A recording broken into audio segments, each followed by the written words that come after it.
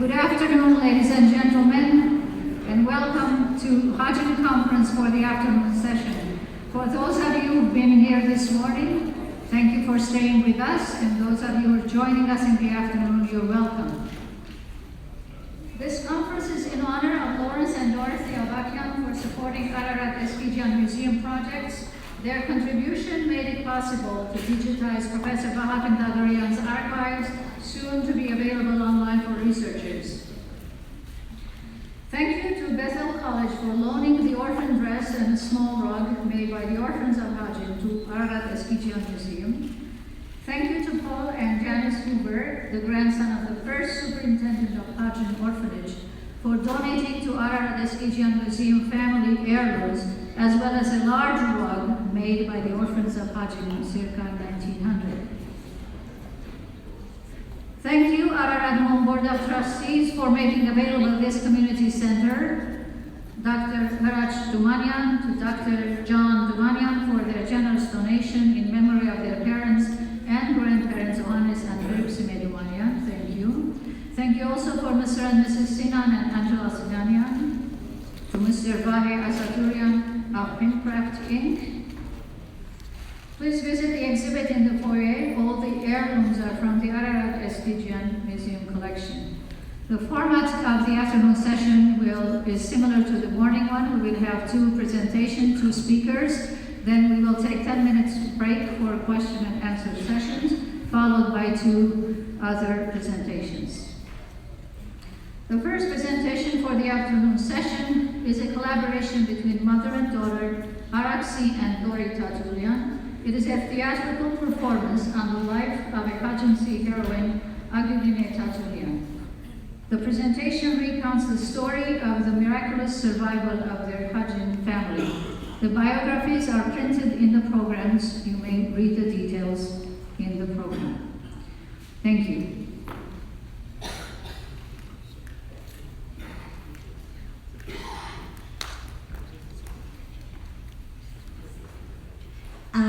Hello everybody. Actually, today's performance is not only the story of my grandmother, but my mother Araksi's father, Shukri Emmanuel Kapushian, both survivors from Hadjin.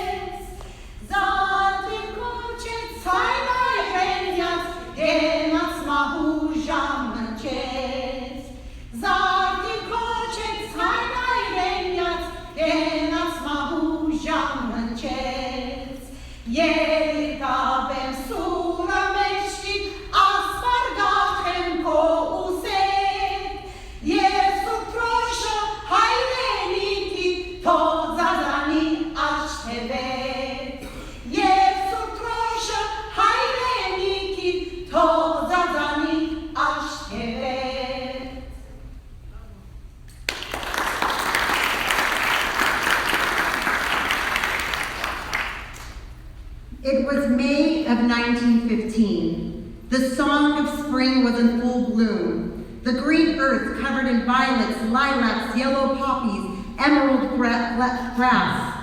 This was not a black and white world, but a world of color and life. Hadjin, a city nestled deep in the palatial ridges of the Taurus Mountains in the northern province of Adana. These mountains were named the Taurus by the ancient Houris, prototypes of Armenians. They believed these mountains to be the place of the ancient storm god temples. Torrential thunderstorms were believed to be the work of the storm god Adad, who had the power to make the Tigris and the Euphrates rise to flood and fertilize the land. In the spring, the beautiful spring of 1915, the mountains were letting go of their water through hundreds of waterfalls and rivers. The sycamore and oak trees were filled with the melody of finches, jays, magpies, creating a cacophony birdsong with the chatter of the people in the town going about their day. He holding nature muy balavis. Hedge no derna yailoye. Agency tüm avoyen. On this beautiful spring day, in the middle of the square, a Turkish general by the name Avni stood on a rock with a bullhorn and read this declaration. The government of the Ottoman Empire had suspicions of the loyalty of the Hadjin people. There are signs of uprisings and revolutionaries with forbidden guns and ammunition. For this reason, I am here to demand that you surrender these people and arms. 3,000 to 4,000 soldiers are on their way from Zeytun, but I will not allow them to pass through Hadjin if you cooperate. Think about it, I will wait for your response. The people of Hadjin gave away everything they had. The last knives and weapons, shovels and hoes, everything they had. Then began the beatings, the hangings, the lootings, the stealings. In 2 or 3 days, the Golgotha of the Hadjin Sea had began. The caravan leaving town for unknown horizons walked, and began the sounds of weeping, praying, beatings, and whippings. And they walked, and they walked, and they walked, and they walked, and they walked. And in this caravan was my mother's father, Emmanuel Kopushian, 8 years old.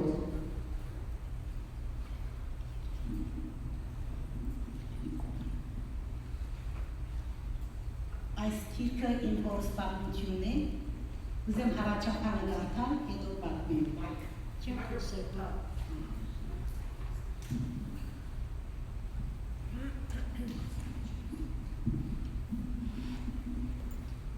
Այս քիրքի դպադակը չէ ներկայացնել հերոսամարտը եւ ոչ ալ քաղաքական ժողովրդի դարաբանքն ու ողբերգությունը։ Այս քիրքը պատմությունն է անցիմը, որ 1915-1933 ապրեցան դերձորի անաբատները, որպես քնչու, հովիվ, անհայր ու անմայր, ճաշակելով բոլոր այն զրկանքները, որոնք արդյունքն էին Օսմանյան գայսրության ծրագրած ցեղասպանության, որքիական չեն ու խորում վստահություններով գծոնեն սույն դողերը բոլոր անոնց, որոնք մորթոտվեցան հերու ամայի ավազուտներու մեջ ու անոնք, որոնք մնացին անհայր ու անմայր, հապշտակվեցան, արևանքվեցան ու որդեգրվեցան անզանոտ փարի թե չար մարդոցմե, զրկվեցան իրենց ազգեն,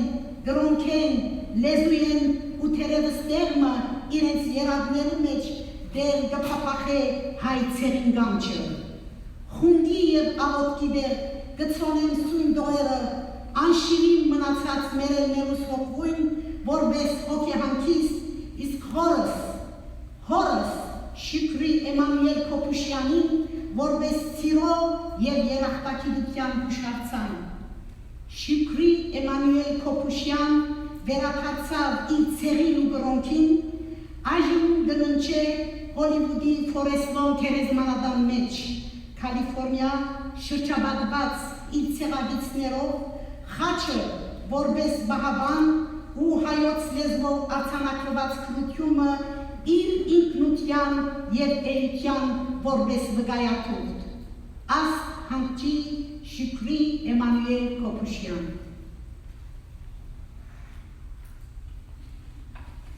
1915 մայիսի քեղածիծաղ հետնի չորեիմը Կարավանը սկսավ շարժի մայրերու, հայրերու, մեծ մայրիկներու, նորածին մանուկներու, ծննդափերգիներու, վայերու, լացերու, աղաղակներու, աստված կանչողներու խումբին։ Քալեցին ու քալեցին, արդեն երեկո էր, Կարավանները հոգնած էին օրվան անցութարցեն։ 8 տարեկան Էմանուելը, հայրը Գրիգոր, մայրը Ադրինե, իրարու սերմված, վախի և սարսափի մտնորդի մեջ իրար բահաբան գլային։ Ամփոփ կարավանը անզեն էր։ Դունեն առած պաշարնի քրեթե հատներու վրա էր։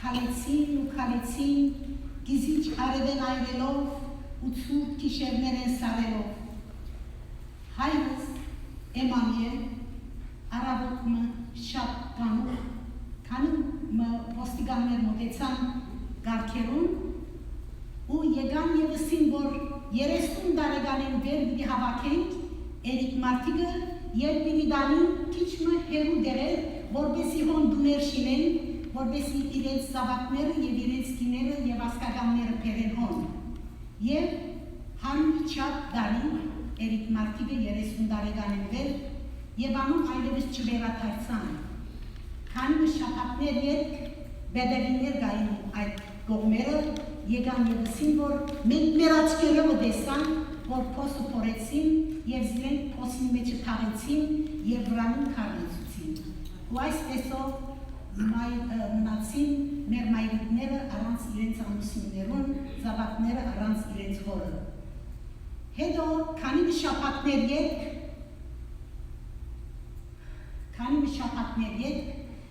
հավաքեցին փոլորը եւ ասին քալեցեք մեր յետևեն։ Արդեն Էմանուելը, որ 8 տարեկան էր, մամային ցերկը բռնած էր, տեսան, որ փոլորը գուլան, գաղավագեն, չեն գիտեր, որ ինչ տեղի ունենար, քիչ մանտին կացին, որ խոշոր փոստ մտար։ Եվ այդ փոսի մեջ երկու զինվորներ կեցած էին, ցերկերնի մեգական սույններ, եւ ուր որ գուզես կչարթեին, քլուխեն, ոտքեն, մայրը եւ Ադրինեն տեսան, որ փոլորը այդ փոսի մեջ կնետվին, տուգունը սաբդված ինչ կտա թունքին ետևս կեցիր, չի տեսնել իմ քու մահըտ եւ մորը բիզեն գդրեցին եւ մայրը այդ փոսի մեջ ներեցին։ Գարքը եկավ Էմանուելին, Էմանուելն ամնեցին փոսի մեջ։ Հարյուրավորներ այդ փոսի մեջն էին եւ ինչ հրաշքով այդ փոլորի մեջ միայն ազատեցավ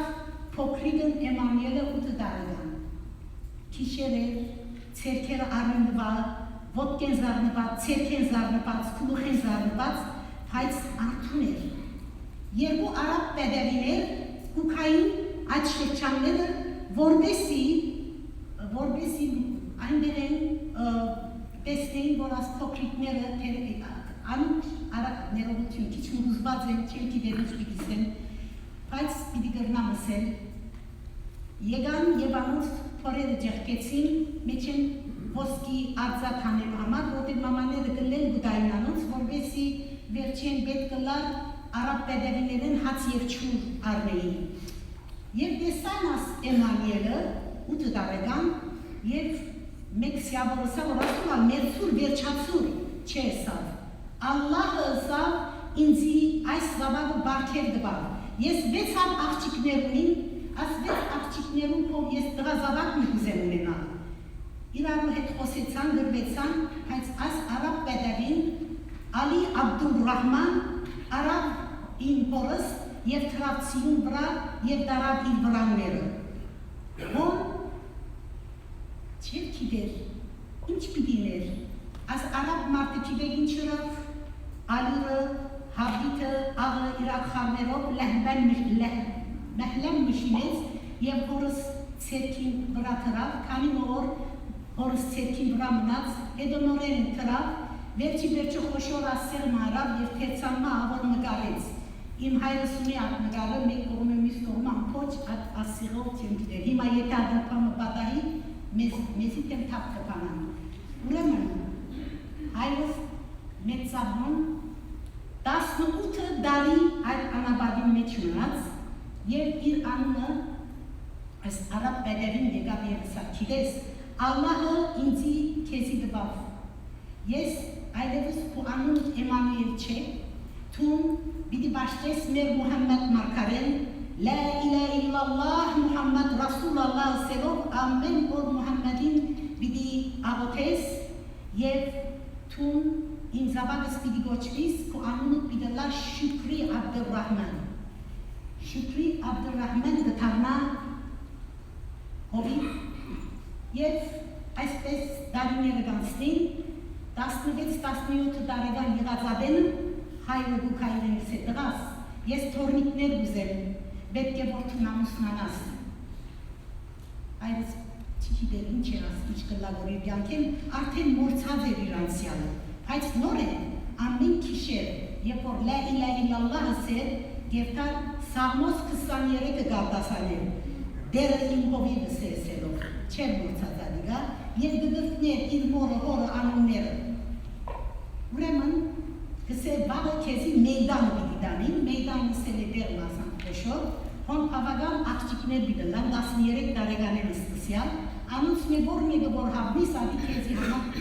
բիդի գուզեմ։ Ադ աղջիկները, այսպես շատ կներեք համարցալությանս, իրենց թաշտանը և որ գլար բուքային ատ մեյդանը, որվեսի հավնին իրենց որ ասում դրնան սերն թակորձել։ Ուրեմն հայրս և իր հայրը կհավնին և ռեդդե անունով 13 տարեկան աղջիկամը հետ կամուսնացնելուս։ Եվ անոնք ունենան երկու զավակներ Ալի և Խադիջե։ Ալի և Խադիջե։ Ալին գթարնա 1 տարեկան, Խադիջեն նոր ծնած է և օրմը, մարդմը այս անաբադի մեջ այդպես հակված, շկված, մարդմը չեն լեսած, Հարություն Հովագինյան, Զահլեի օթել դիբալի դեր և դնորենը։ Հրաման առած է, որ անաբատները պիտի երթա և պիտի կտնե հայ որպուկներ, գան պաղց արևանքված աղջիկներ և դղաներ և զանոք պիտի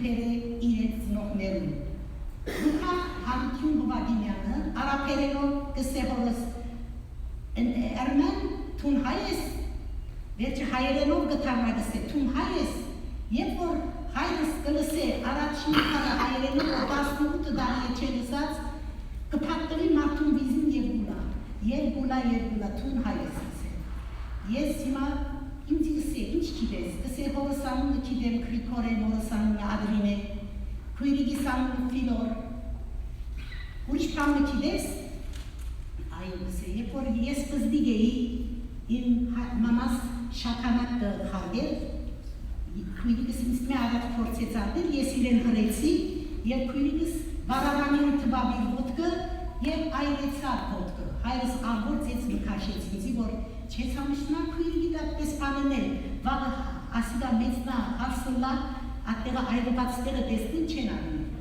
ուրեմն ատպես պարգացավ, ուրեմն հայրս աս պատմությունը պատմեց, ուրեմն աս Հարություն Հովագինյանը մեջ պերում մնեմ, որ երբ որ Բեյրութի Անտիլիասի մայրաբանքի մեջ մադուր մգա, ինքը պերած է պոլոր ոսկորներ այդ անաբատներ են և հոնձեր եղած է, շատ հայրենասեր մարդ եղած է և հաջնցի, բայց չեր կիդեր, որ իմ հայրիկս ալ հաջնցի։ Ուրեմն բուքա Բեյրութ գղրգի այս հորս նգարը, բեդերի, չեր կիդեր, որ հորի ասի հայրս է բեդերին, և Հովագինյանը իր կովը կնգար է և Բեյրութ կգանի Արժանտին գղրգե Փարիզ, Եվրոպայի ամեն գողները, որ ով գջանչնա աստղան։ Ուրեմն Բեյրութ քաղաքի մեջ Ֆիլոր հորակույրս ամուսնացած էր Ադանայի մեջ իր 4 զավակներով նոր փոխադրված էր Բեյրութ։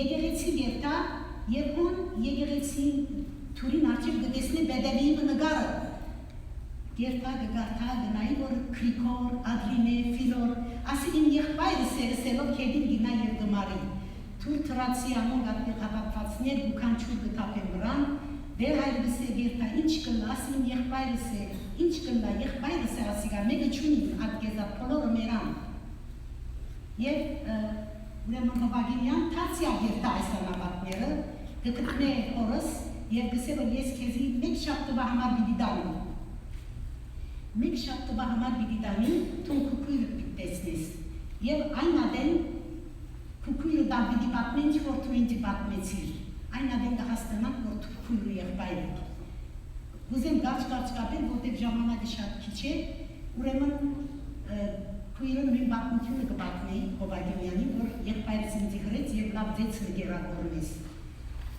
Գուքա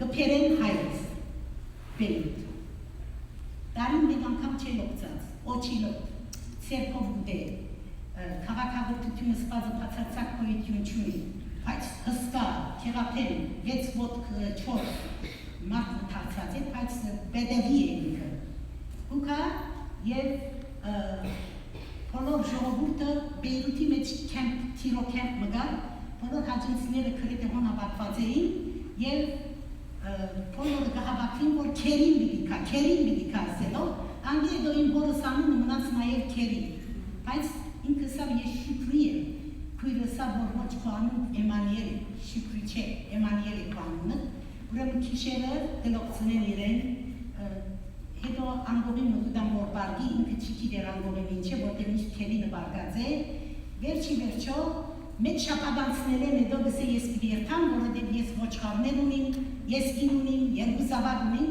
քույրը գսե մեկ շաբաթ ևս կեցիր, երկու շաբաթ ևս կեցիր, և օրը քույրը գսե գիտես, թող Աստված ինձ ներե գսե, հազարավորներ մորթվեցան, հազարավորներ արևանքվեցան, թուն գսե Աստված ատմեղք իմ վրաստու կրե, թուն քեզի գրիչից կեն որ երթաս։ Եվ 3 ամիս, 4 ամիս, 5 ամիս հետո արդեն իրեն վրայի հակուսներն անգպոխեն, դապատ կհացնեն, փող կապկտնեն և այլն, կապագան կաղաքադրթվի, բայց միտքը միշտ հոն են օրեն, օրակույրս երթա շխրտնյաններուն դունը Բեյրութ, անոնքալ հաջնցի են, առանց պամը սերուր եղբորը և գսե որ ընդանիքին, իմ մեծ մամայիս, ես եկա որ գսե իմ հարուս, քեղեցիկ, աղոր եղբորս համար ու աղջիկը կուզեմ։ Որակույրս մեծ մամաս կարեպաշտի մներ գսե որ հաջնցի եք, այո գսե, չամրեն տնո հեջնցի կնո գսե, ասում քիտեք ասպարի դկործած են, և առանց մամաս զարկացած կիներ, ավադացեք ասոր, Հունաստան ավարտած Կորոնթոսի մեջ, շատ լավ լուղորդ էր, շամպիոն ելած է քանի անգամ լուղալու մեջ, և եկած է Բեյրութ, ֆրանսական ֆակուլտեն ավարտած է, 5 լեզու շատ լավ խոսեր, բարեպաշտ լավ գին մներ մամաս, ուրեմն մեկ շաբաթ հետո գամուսնացնեն, այդ օրը մամաս կտեսնե բաբայիս, և Նուբավյան անունով թբրոց մգար, այդ թբրոցի մեջ եկեղեցի ալգլարհոն, հոն գամուսնանան, և իրիգունը, երբ որ տուն գերտան, հայրս գսե որ Էլիզաբետ էր մամայիս անունը, Էլիզ էր մամայիս անունը, գսե Էլիզ գսե, ես քեզ հետ պիտի ամուսնանամ մեկ պայմանով, 12 հատ զավակ կուզեմ, գսե մամաս կվախնա, հզգի գավը, 12 զավակ ինչպես պիտի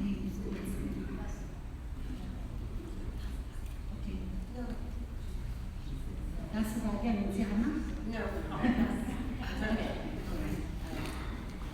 Ուրեմն գամստանան 6 զավակ ունեն և հայրս մեծնի հայրեն քրել դարքան սորդեցավ, սերքը կաղազար մգարներ, դիգանոգը կիշտեմն է հիմա հիտիկ կարնում գսեր, պետք է հայրեն սորդի, եկեղեցի պետք է երթար, ամեն գիրագի եկեղեցի երթար, մաս կպերել, մեզի կուտար, և սորդեցներ մենք պետք է հայ եկեղեցի երթան հայրլան, և օրմնալ իմ քույրս Ադրինեն, որ իր մոր անուն թրված էր, պիտի ամուսնանալ, ես 10 տարեկան էի, ըսի որ հայր քիտդ ինչու գախած նստեր ես, ըսավ, ինչ պիտի լա քույրդ օդար գարնի, իմ քույրիկս օդար գարնի, որ այո, երզնգացի,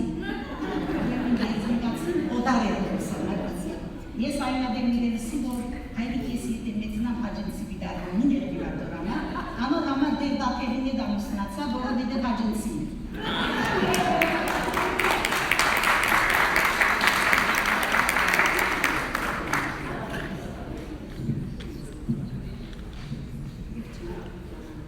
Okay, so we're cutting out the songs, we're just getting to the story.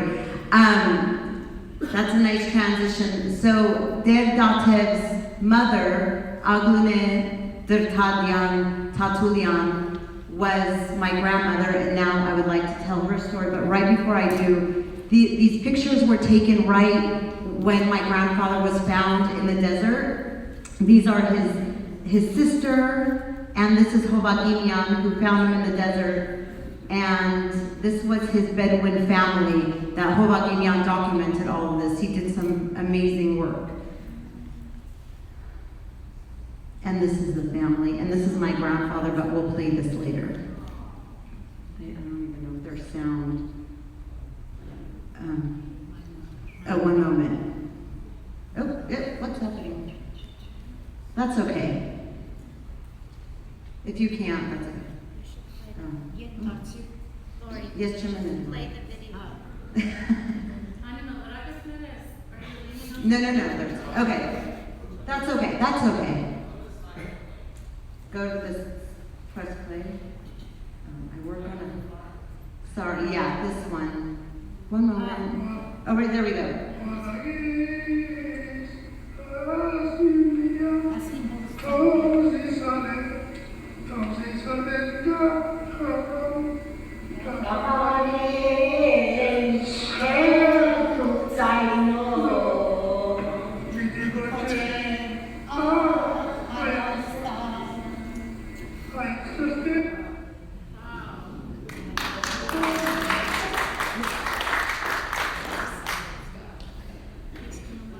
And now I'd like to talk about my grandmother, Hadjin Tatulian, who was a heros from Hadjin, a female freedom fighter from Hadjin.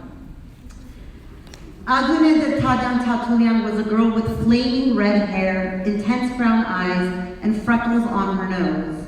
She loved poetry, music, and especially the theater.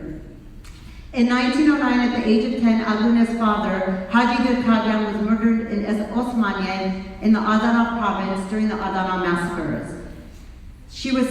Because of this, she was sent to the Shishli school in Bolis, and when she was sent to this boarding school, she was actually one of the students of Gomidas.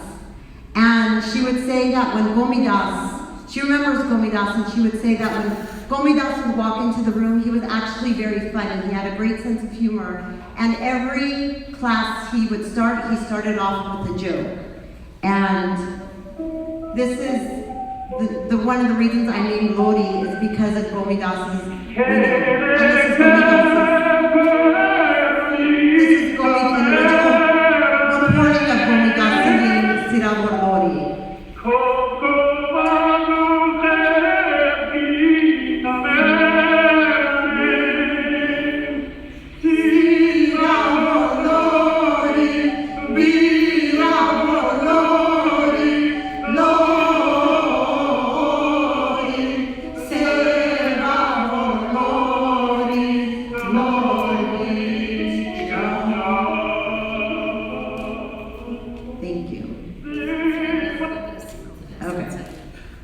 I know I only have 5 minutes, so I'm going to try to make this quick. The Hadjin sister survived when she was in Bolis. She was in Bolis in 1915. The Hadjin sister survived the 1915 massacres, lived in the desert region in the desert for 4 years. In 1918, as we know, the support of the French army, the Armenians were told that they can return to Hadjin. When my grandmother found out that her family had survived and returned to Hadjin, in September of 1919, Hadjin got word that her family had returned to Hadjin. She quickly made plans to go back and reconnect with her family. When she was in Hadjin, she worked as a teacher at the Surphagok Bank, the St. James School. It was her way of helping rebuild the city and impart all that she had learned in Bolis. Peace did not last long in Hadjin, as we know. In December of 1920, the Turks again began attacking Hadjin. During this upheaval, her instincts were to go to the hospital and volunteer as a nurse to help treat those who had been wounded and killed in the siege. When she was working in the hospital, a loud gunshot was heard. A bullet went zipping through her friend Sirun Terzian straight into Hadjin's rib. Sirun died right in front of her, and Hadjin dropped to the ground in fetal position, crying in pain. My grandmother actually wrote her memoirs, and I think it would be the best justice if I speak in first person in her words of exactly what happened during the resistance. In October 19th of 1920, and this is translated obviously into English, on Friday evening, the first bomb landed on Sup Hagop field. The second bomb fell on Baron Sorgat Terzian's house, and the third bomb on St. Asfadazin Church. The church started to pillage and put fire to everything. As they were throwing gasoline on the houses, they were yelling, Allah, Allah. They turned Hadjin into a chaos. The first thing they did was enter the hospital and kill the patients. The screams in the hospital filled the heavens with the laughter of Satan, and the Turks continued to demolish my city, Hadjin. We escaped to Sup Asfazadin Church and quickly hid beneath the church. It was a cave like chiseled out of rocks. They stacked rocks to better hide and opened the little crevices so we can point out our guns and see who was going and what was going on outside. The Turks spotted us in the cave. They began to approach the underground cave we were hiding in. The Turkish soldiers said, "Come out of there, you infidels. Come out. If you don't come out, we will kill you. If you don't come out now, it doesn't matter because tomorrow you will be in the palm of our hands." So they said, "Decide what day you want to die." We pointed our guns through the crevices and shot a couple of Turks. The Turks got scared and ran off. I quickly sprinted out of the hiding place and grabbed the hat of the Turkish gendarme, and then I put on the uniform of the deceased Fedai, Arshak Sahagyan. He was a soldier of General Antrani. I then took scissors that I had taken from my house, and I began to cut my hair. I began to cut and cut and cut and cut and cut all my hair until it was short and I could be mistaken by a man and fight like a man.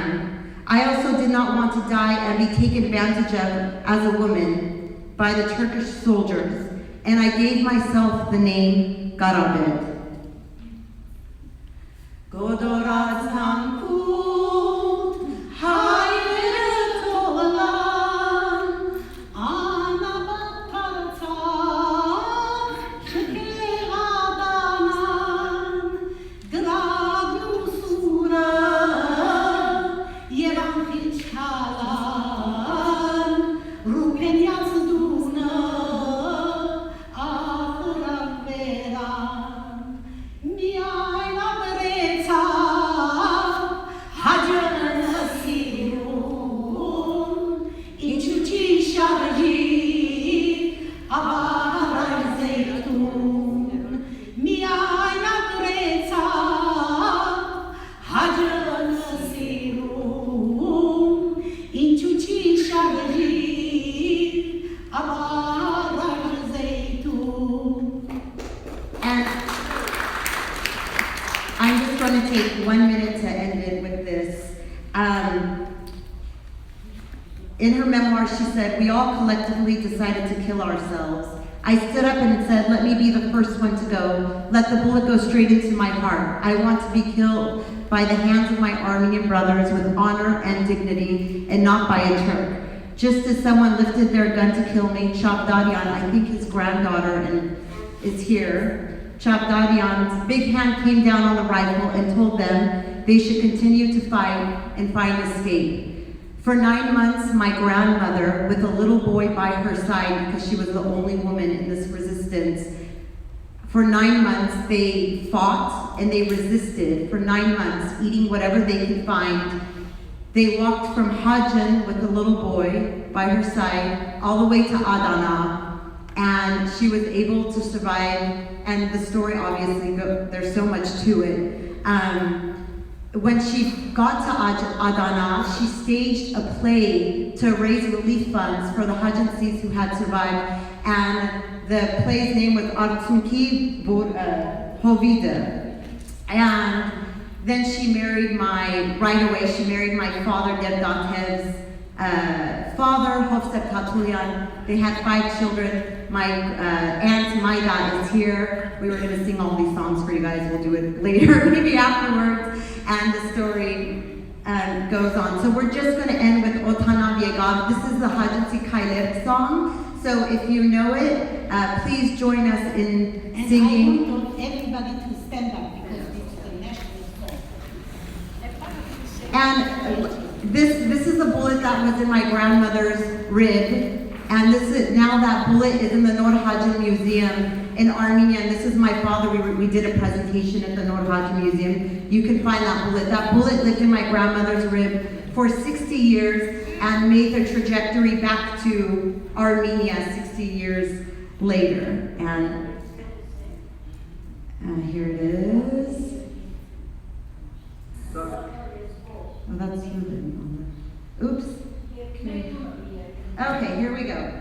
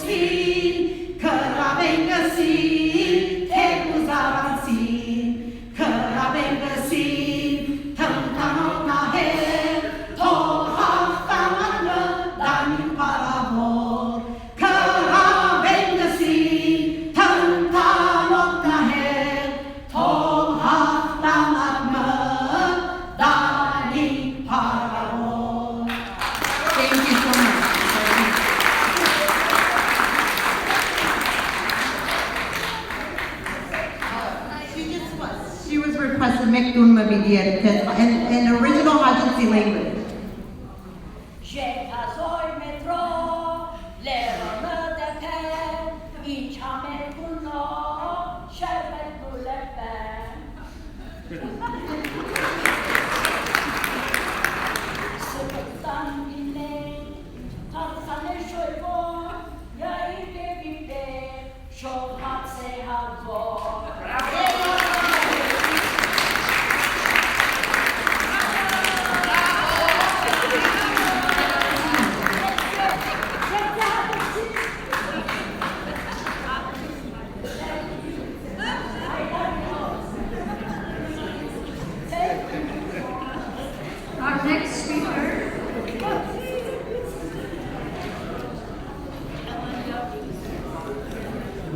Our next speaker is Dr.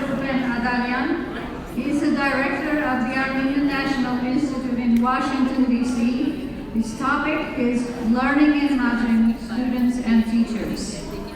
Dr. Adalian.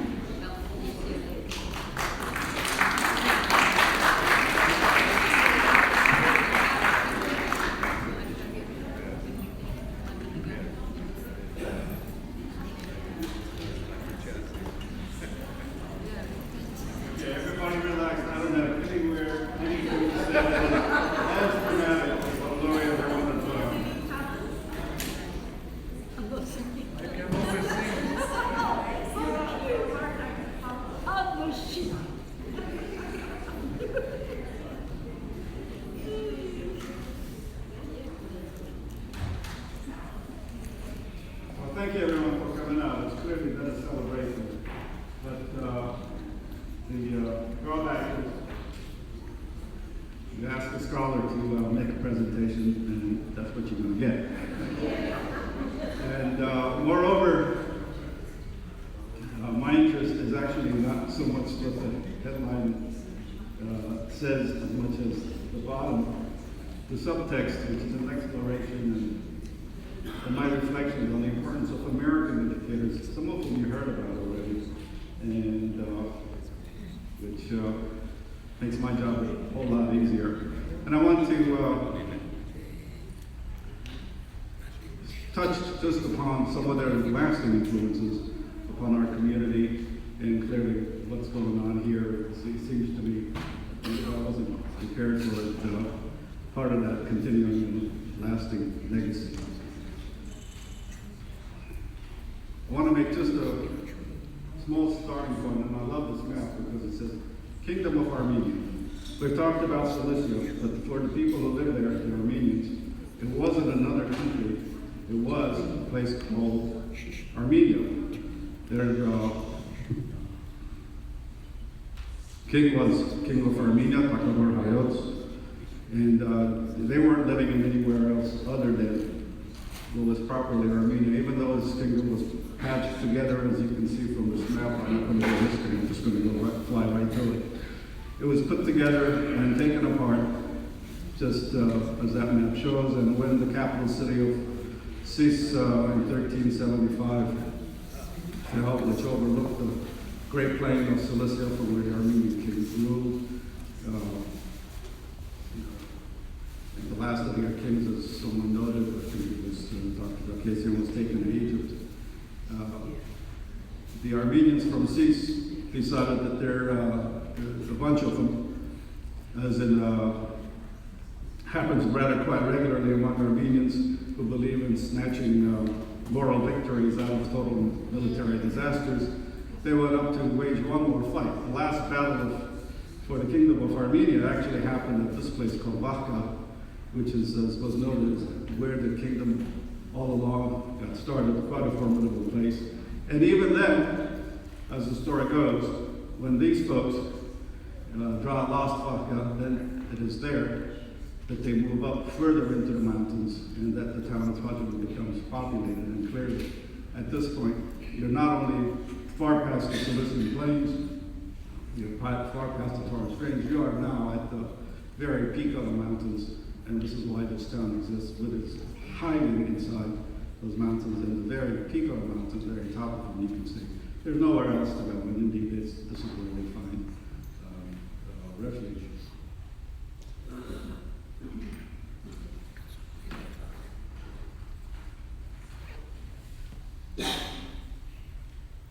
My interest in Hadjin has a very peculiar starting point. And much of what I'm going to say today actually sort of fell in place only in the course of the last year when, thanks to Maggie, a whole bunch of photographs, which then turned out to have been delivered by Kevin, came my way. And thanks to Dr. Hadjin, who provided the gem of an item a few years back. And the question is, how does a person, this gentleman, born in Hadjin, in this town, end up going to school here? And if you can't figure out what it is, this is what it would have looked like when he went. It's his Oxford, University of Oxford.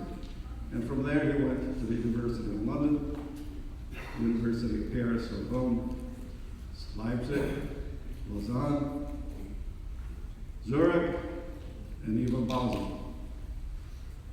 So how does somebody that grows up here figure out how to fit a society that looks like this, go to a dining room that looks like it's from Hogwarts before Harry Potter ever went there, go to class here, go to church here.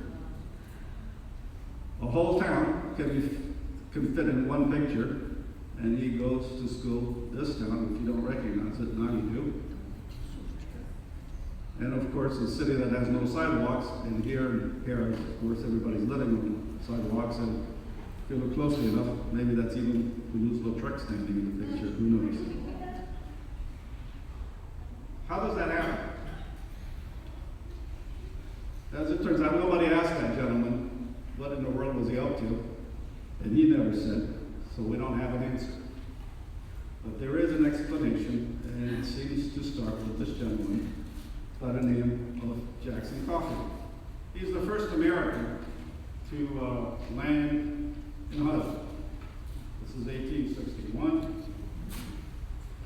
And friendly and cordial folks that the Hadjinses are, they throw him out of town.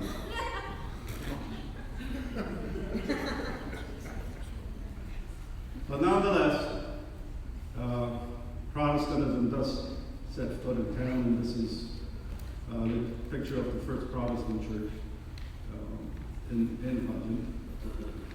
And I'll just note that it's 1861.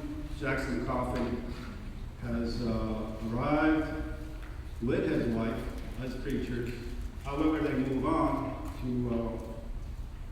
to Marash, where the theological seminary is established by the missionaries.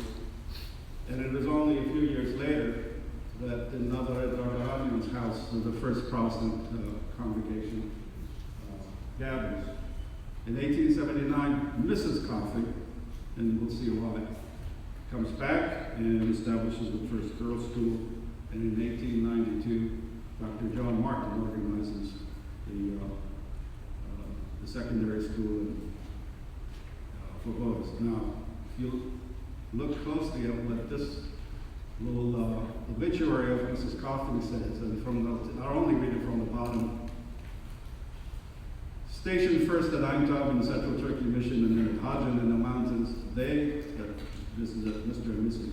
Coffin, labored amid dangers and difficulties till 6 years after their arrival. Mr. Coffin was shot and killed by highwaymen while on his way to the annual meeting of the mission. So Mrs. Coffin, as a widow in a strange land, nevertheless stayed and continued. She remained in Hadjin until 1905, the age of 74. And there's the boys' school. I think you got an introduction. And so this young man, our protagonist, very likely attended the school. Another photo of the school. And here is Dr. John Martin with the youngsters. And this is quite a remarkable photograph. He's in the middle, as sure as you can make it out. But only two of the students in this photograph are identified. The fellow sitting way down below, holding a book, is Stephen Philibosian. And over a couple of figures over, with the space partially covered, is Mark Kashishian.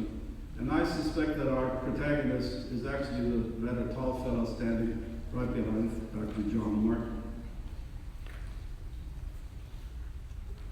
And he shows up again in this photograph, and we've already met what here are identified as brother and sister, are actually Mr.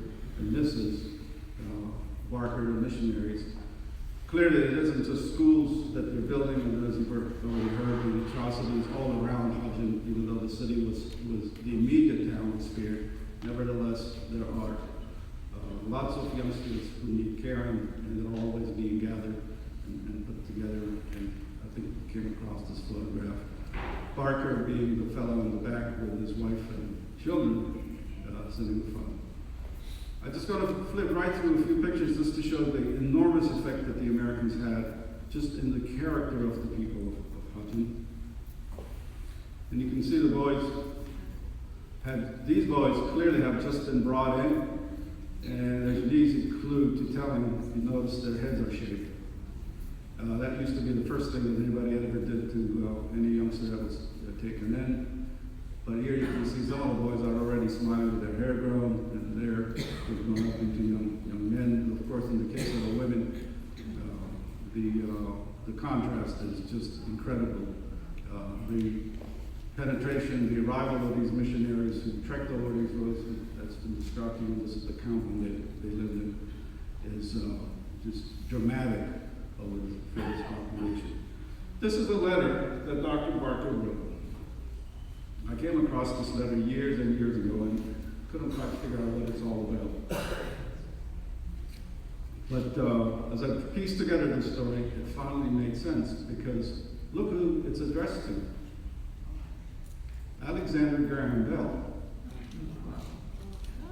Alexander Graham Bell was told by Dr. Barker, curiously enough, what's going on in Hadjin in 1909, and this is a transcription from the Library of Congress. So I wanted to download this just to share it with you folks. Because the line where it starts, ever since we left our little deaf daughter, Elizabeth Barker, and we heard the story of others who made the enormous sacrifice of leaving children behind so they could go and minister among Armenians, just as an expression of just tremendous courage and dedication of missionaries. In Miss Reinhardt's home in Kensington, Maryland, it has been our purpose to write and express our heartfelt thanks to you. Now, why in the world is a missionary from Hadjin writing to Alexander Graham Bell and thinking about their deaf girl? Does anybody remember why Alexander Graham Bell invented the telephone? Because his wife was deaf. He was trying to figure out how to induce hearing, and that's how the phone came. And one of the things that he does is, we're not going to have time today to read the letter, is to establish a scholarship, and so in the facility where Dr. Parker can leave their daughter. If you drop down, you read the last paragraph, you hear about Mr. Moore, who, as described, took that bullet, helping out the Armenians. And it goes on, and this is where it's really curious. The 5 American ladies alone in Hadjin, alone, there are no men, it's just the women got left behind, scattered in 3 different institutions, decided in spite of persuasion to the contrary, to stick to their posts, for they feared that since they were afraid to kill foreigners, they being obviously invading Turks or attacking Turks, it would mean leaving the poor Armenians to the mercy of bloodthirsty mob. And they did, even though though one end of the city was set on fire. Marvelously, all those who know it, the fire failed to spread. It's an amazing little clue, because you've already have heard reference to what happened in Adana, and clearly there's a pattern here of burning down the Armenian towns and villages in 1909, and this is quite a remarkable piece of testimony to that effect.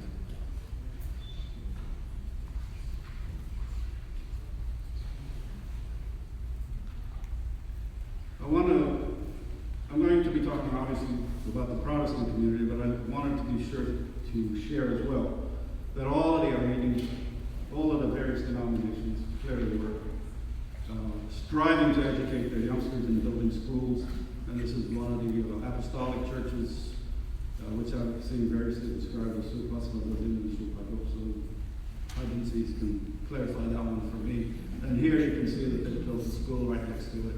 And the whole thrust of education, obviously, is something Hadjin folks paid a great deal of attention to. That's a lot of youngsters getting education in this very, very remote town. Among the other things that you can see is just how much construction was going on in Hadjin. This is not some mountain village. This is a town that's going through a process of modernization. And you can see just the white buildings give away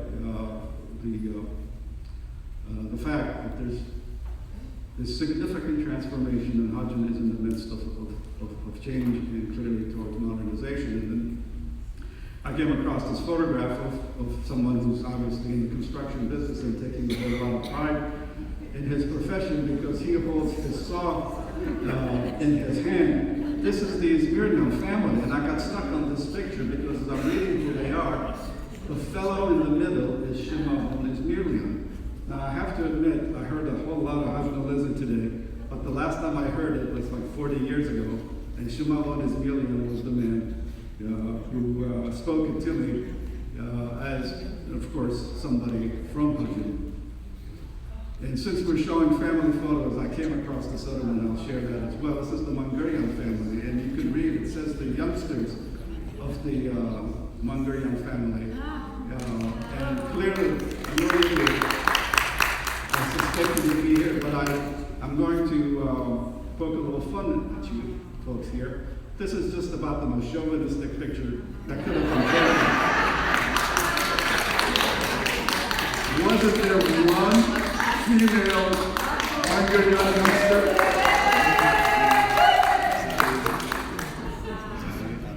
All right. Well, that one went over well. The key individual, the pivotal figure in the story that I'm attempting to construct here is Dr. Thomas Christie. And a little bit about him, I'm not going to read his biography. Thomas Christie is in Marash, and he's the fellow who's precipitated a great deal of what's going on. It's actually Dr. Christie who came over to Hadjin and prompted Mrs. Coffey to come over and start building the school. He's, interestingly enough, the fellow who obviously had something to do with the Hadjin Museum, because the Reverend Hadjin comes out of that theological seminary as well, just to say that in passing. But he does something else that is crucial to the narrative that I'm constructing here, and that is he tells Hadjin Janani, who's also a Maharashtra, to go and get his education in the United States. And I point this out because now we're at an interesting juncture. Up to the time that Hadjin Janani came over to the United States, the Americans, the missionaries, and the Canadians, I want to stress and not overlook the many working they do, we're the ones coming over. But now we've reached an interesting point where the reverse begins to happen. This is the turning point. And in 1884, Janani comes to this town, and that's what he walks into, and it's more like the city of New York. And he hears about a lecture that a certain Elliot Shepherd is going to be giving about his returning school at the 5th Avenue Presbyterian Church, which is the church with the steeple at the very far end of the picture.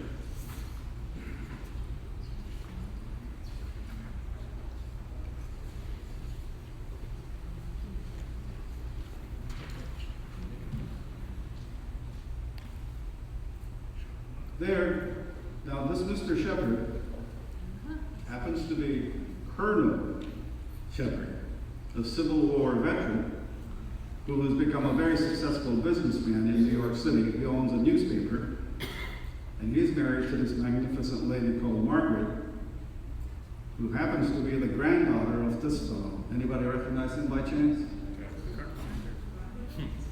No? Yes? Cornelius Vanderbilt.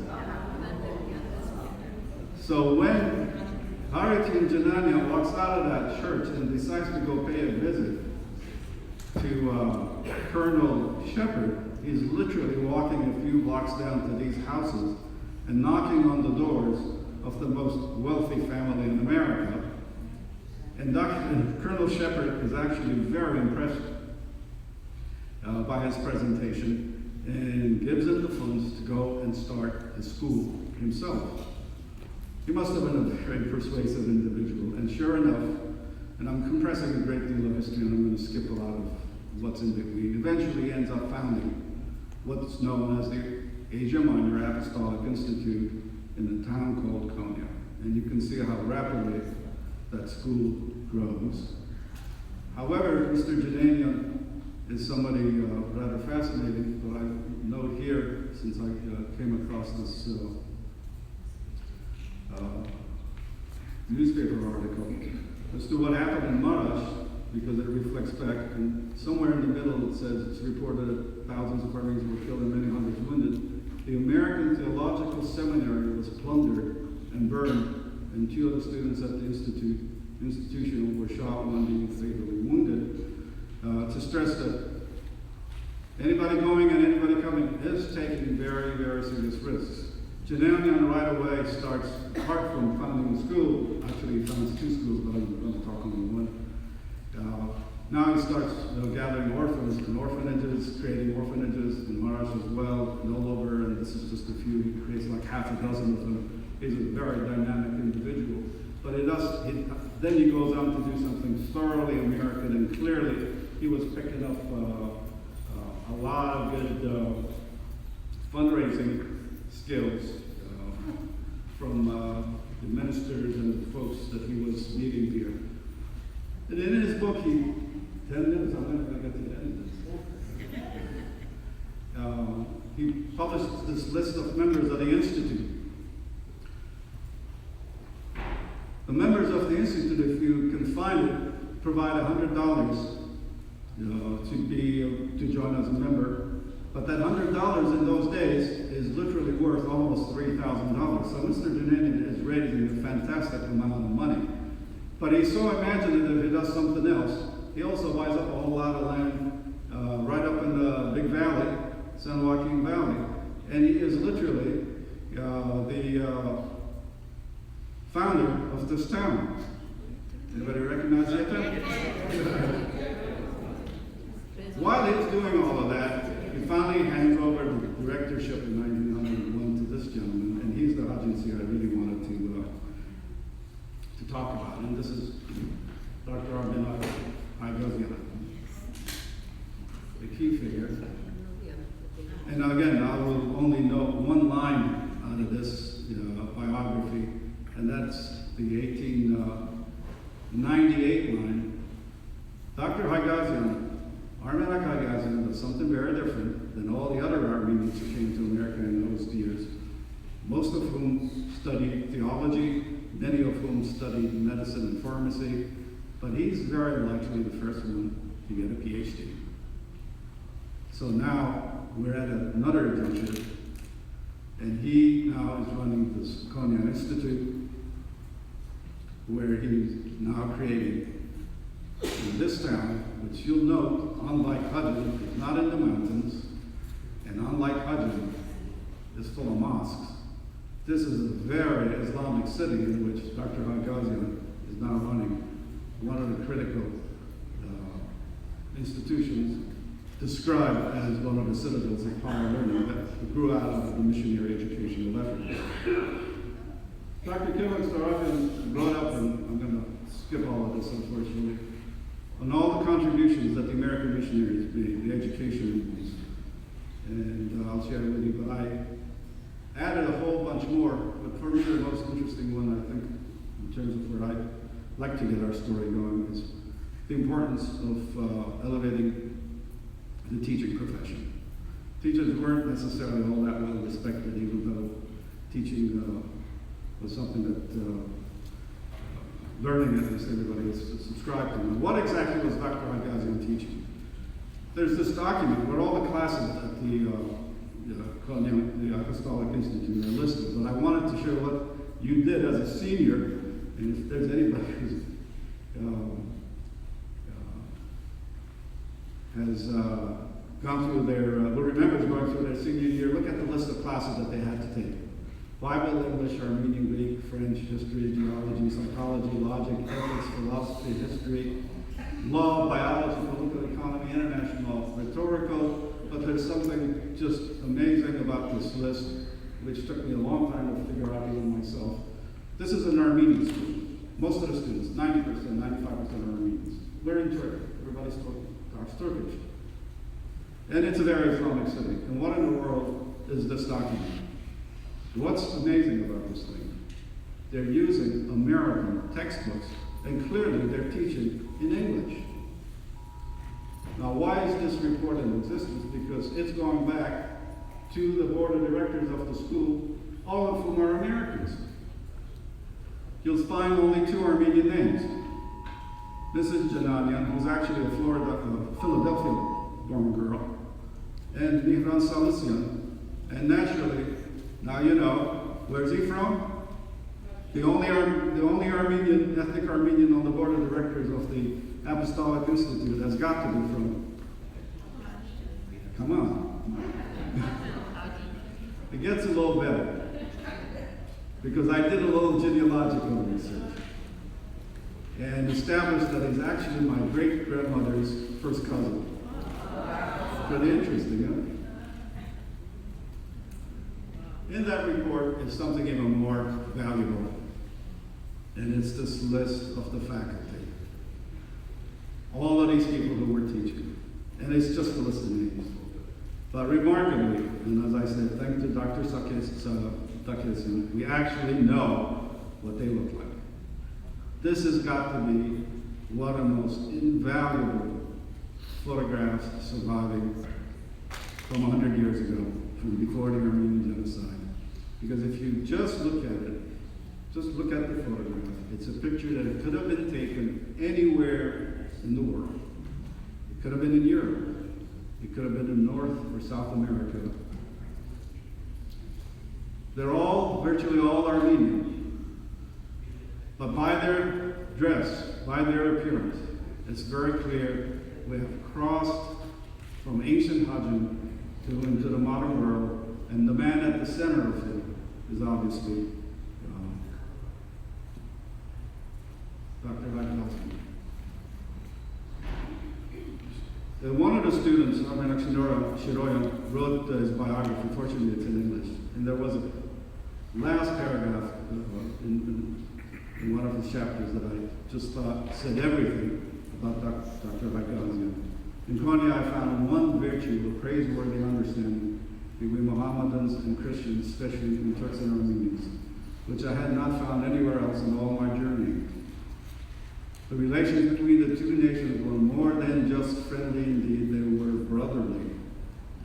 The Turk had more faith and trust in the integrity of an Armenian than of one of his own nationality, and it was a fact that the American college, interesting how he describes it, the American college, under leadership of Dr. Armenak Hagazian, had played a great part in cultivating that feeling. He was a great believer in one brotherhood of all nations under God, except that the government running that empire did not subscribe to anything that Dr. Hagazian believed in, and ultimately, of course, he was killed, though he died from illness, but he was killed in 1921. The New York Times reported it 1 year late, despite the way it's written up. He was the most outstanding native Christian educator whom the American board schools in Turkey produced. Now, what were they doing, and why so? In Hadjin Tananian's book at the end, there's a very interesting list. It's the bottom line, and I typed it up. Note the first name, Agot Markaria. Note where they're all studying. The Apostolic Institute is sending them all to the United States and Canada. So that I pointed out, these Armenian educators had succeeded, thanks to the American missionaries, in literally now sending that next generation under preparation for future work to this country. And so who was this young man? Clearly somebody that all of them were betting was going to be part of the future. And I think we can be justified in envisioning that Dr. Hagazian and all of them would have been just downright surprised that that young man who was an orphan got that letter from the University of Oxford. How in the world did this Hadjin-born kid, who was educated by this man, by this whole staff, even think of going to Oxford University or anywhere else? Surely they all found him to have the talent and the ability to do so. And doubtless, that man in the middle inspired him and clearly pushed him on to go and achieve what he could in the educational field. But of course, they never saw each other, and their town went to ruins. But I won't end there, because a man with a dream by the name of Stephen Hadjin, if you find it down in the middle of the paragraph, who was also born in Hadjin, had the idea, which he then took to that young man that I pointed out that was holding the Bible by the name of Stephen Lavoisian, and they put their money together and went and found the son of that first fellow by the name of Markarian, whom they'd send over to Lafayette College to study, and created Hagazian University. Thank you.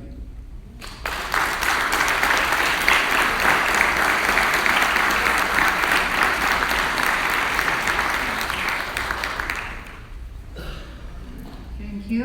I'd like to invite the Tertulians for questions. We have a 10-minute question and answer session. Please come to the podium. If there are there any questions directed to the two speakers? Please. Yes, please. I missed the punchline. Who went to Oxford? My grandfather's brother. And his name? What's it, man? It was Paul there, brothers. Other questions? I guess, okay. Yeah. I missed the name, Ovagimian. What was his first name? The one from Zahra? Harutun Ovagimian. Harutun Ovagimian. And what was it in Zahle, you said? Zahle? Zahle is a village. No, I know. But what is he doing in Zahle? He had a Hotel Liban. Okay, thank you. Yeah. If you don't mind, I have a few comments. Can I make a few small comments? Okay, I'll start with the bylaws of the Hadjin Compatriotic Union. It was published. Am I in trouble? No.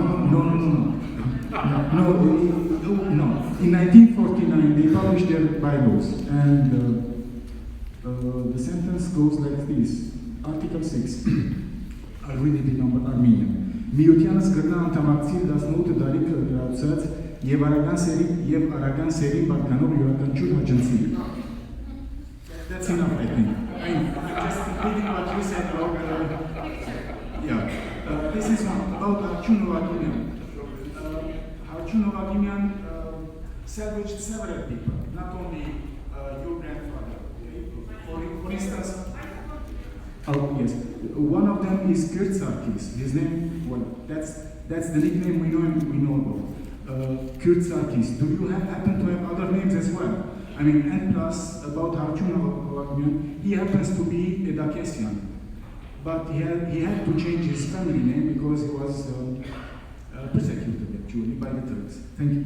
I know Kurt Sarkis. They were our neighbors in Hadjin area, and he had several daughters and two sons, and one of them was my classmate. His name was Hadjin. Any other names? Any other people salvaged by him, by Ovagimian? They were 9 or 7, I think, but I don't. Yes, one of them was my classmate, and he was killed. He was jumping on the tramway, and then he got killed, so he died. So he was my classmate. But his kids, when they became 14, 15 years old, he wants them to get married because he was afraid that the Muslims will come and kidnap them. So that's that. He was that type of man, very good man. Okay, I guess there are no more questions. We will take a 5-minute break.